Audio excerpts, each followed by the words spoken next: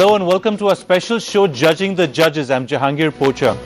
Most of us grew up believing in our courts, their honesty and their wisdom. But recently, several allegations of corruption involving judges have shattered this public faith. Now there's worse. A Supreme Court lawyer, Prashant Bhushan, has claimed that 8 of our past 16 Supreme Court Chief Justices were corrupt. He hasn't named any names, but the Apex Court has struck back, charging Prashant Bhushan with contempt of court. So how bad is corruption in India's judicial system? Has the last bastion of propriety in India finally fallen to the scourge of corruption? How can we reform this problem? To discuss this, we have with us in the studio the man in the eye of the storm, Prashant Bhushan, the convener of the Campaign for Judicial Accountability.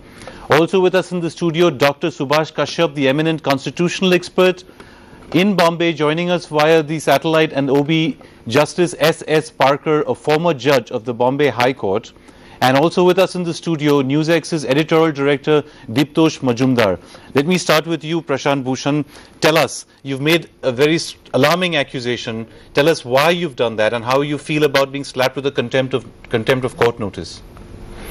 Well, this was in an interview with the Tehelka immediately after this disclosure of assets by judges of the Supreme Court, which was viewed as a success of our campaign for judicial accountability.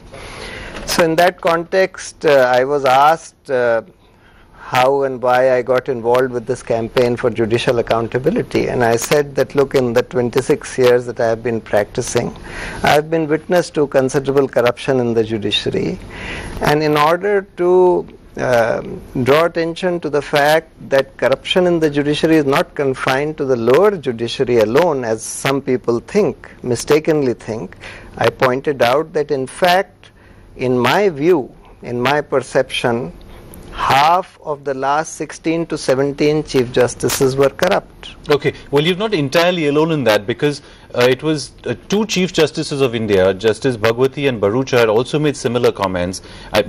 Justice Bharucha had actually said that 15% of the judiciary was corrupt. Justice Bhagwati had said that judicial corruption was growing by leaps and bounds. That was his actual comment. Let me ask you, Justice Parker, when you heard what Prashant Bhushan said, what was your initial reaction? How did you feel about that? That was a news to me, because we had never heard that at the apex level, the judiciary was in fact alleged even that they are corrupt, any judges were corrupt, or Chief Justice of India. That was not heard earlier, nor that was whispered any time in Bombay or in the proceedings of Bombay High Court. It was a news for the first time I have read in the newspaper today. So would you say you were shocked? Were you surprised? I was not shocked, but by surprise. Of course it is surprise, because we had never heard, there was no inkling, there was no whisper about it, that the judges of the Apex Court, or much less the Chief Justices of India, former Chief Justices of India, were alleged to be corrupt. Okay. Dr. Kashyap, the moment this was said and this became a public issue, a contempt of court notice was slapped on you, on Prashant Bhushan.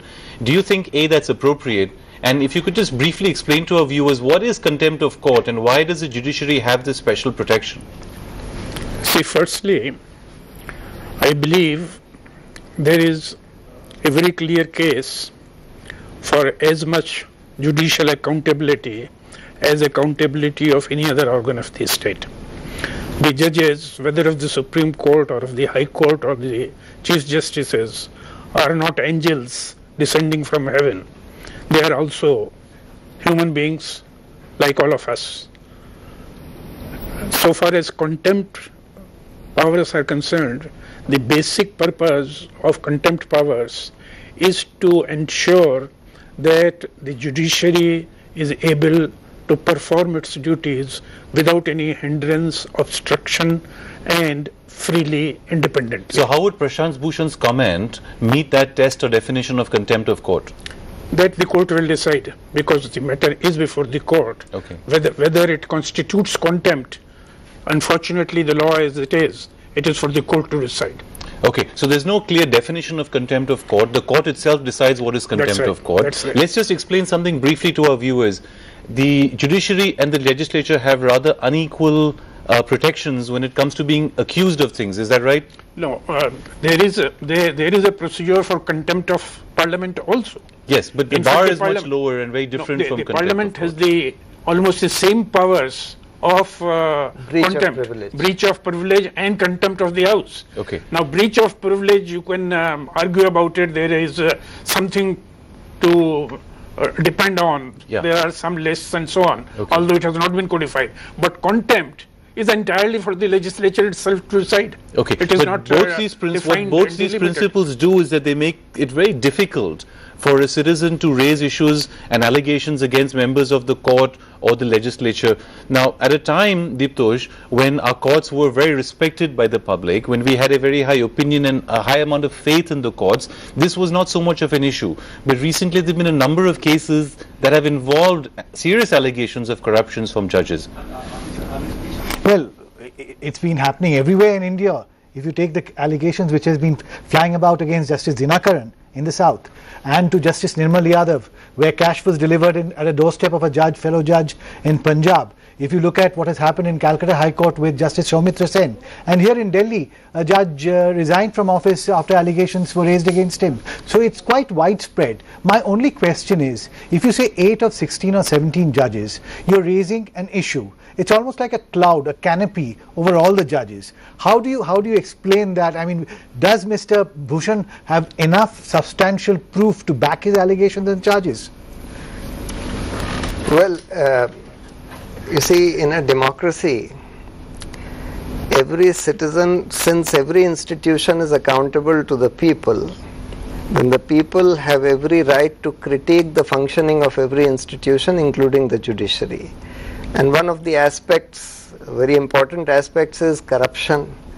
Now, unless citizens can freely air their perception or their views about the extent of corruption in any institution, somebody asks you, well, what do you think is the percentage of corrupt judges in this court or in the judiciary in general? You can say, just as Justice Bharucha said, about 20%. So similarly, everybody has his own perception, right, and unless people are free to air their, if that becomes contempt, then that stifles the freedom of speech. Okay. You're saying it basically that contempt taken beyond a point becomes a impingement on the freedom of speech and stops citizens from raising questions that need to be asked. So let me ask you, Justice Parker, what's your view of contempt? It is a principle that gives you and your colleagues a lot of protections. How would you explain the necessity of having a protection like contempt of court? No, that is required in the interest of justice also, because otherwise people will be prone to make irresponsible allegations against the judiciary and thus discourage